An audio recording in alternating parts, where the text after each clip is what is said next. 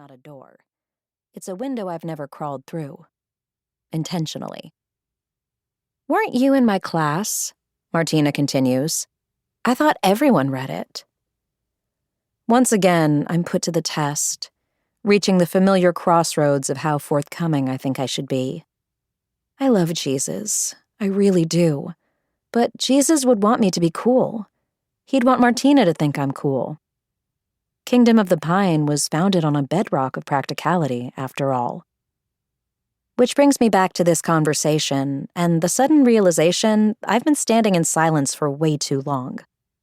I need an answer that will appease both a fellow student and the good Lord above.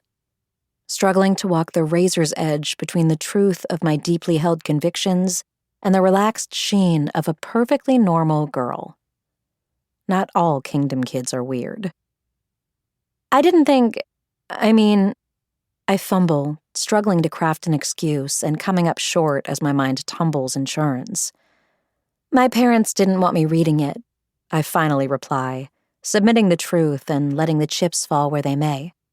"Magic, you know?" Martina's already enormous green eyes widen in shock. "Wait, really?" she blurts. Her expression is not what I expected, flooded by sudden excitement and genuine interest. I now realize she might be impressed by this moral objection, and my mind begins to race as I wonder if she's proud of me. Well, not prideful, but something like that.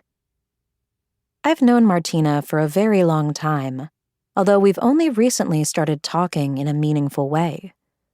Could she have similar convictions? Could this be the start of the deep, authentic friendship I've been hoping for?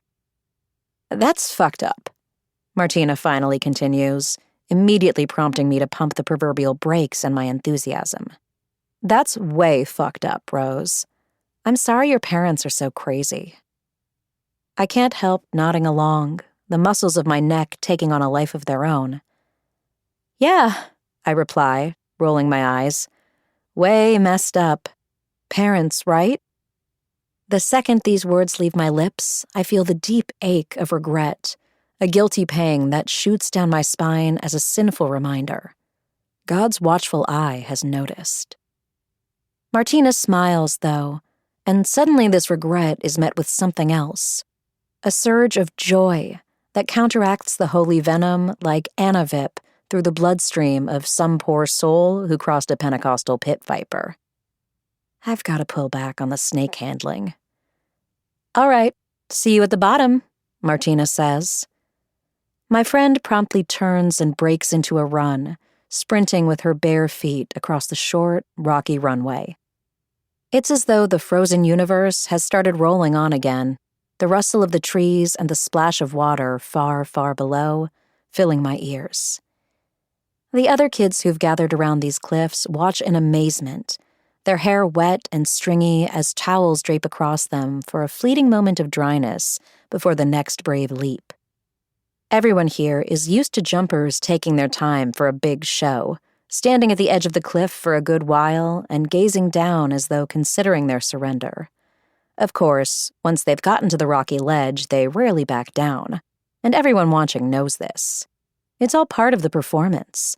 A temporary ringmaster gathering as many eyes as possible before rushing to the edge and hurling themselves over.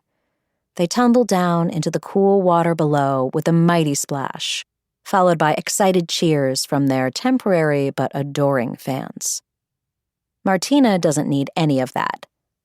"Fuck!" she cries out as she springs from the rocks, her body rocketing forward while arms and legs continue pumping in the air. I can see the exact point that gravity catches hold of her body, gripping tight and then yanking downward in a sharp change of trajectory that would make Newton proud. I lose sight of Martina's long strawberry curls as she drops, but I'm too frightened to rush to the edge and witness her plummet. Seconds after disappearing from view, there's a loud splash, followed by a joyful eruption from the crowd. Their applause carries out through the forest around us, washing through the trees like audible water. Carefully, I creep to the edge and stare down into the swimming hole that lies below. The dark water